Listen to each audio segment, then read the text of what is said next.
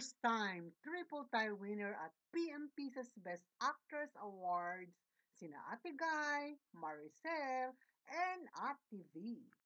Congrats po!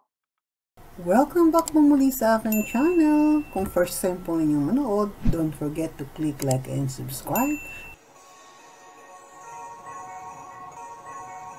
Opo, sa kauna-unahang pagkakataon at the 40th PMPC Star Awards for Movies, ang Gabi ng Parangal ay star-studded at talaga namang ang lahat ay natuwa at nagdiwang.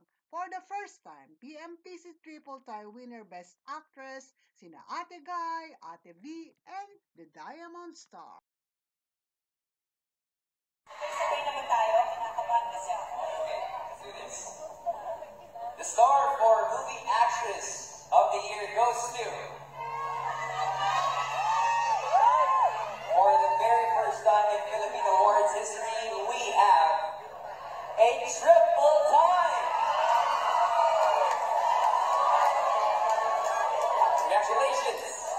Congratulations to our national artist, Nora Fortier.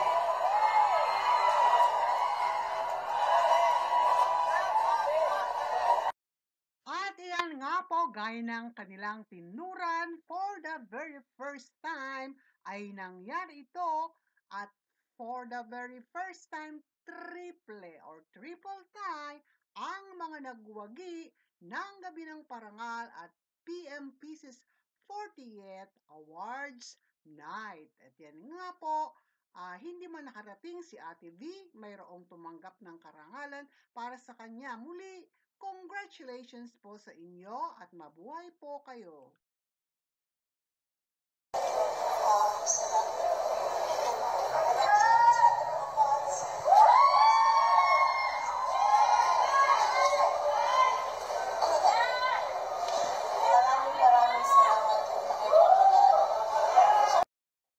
Salamatan ni Ate Guy ang mga fans at higit sa lahat ang Panginoong Diyos. Binati rin ang mga kapwa nagwagi na sina Maria at si Ate B na kanyang kumare. Yan lamang po.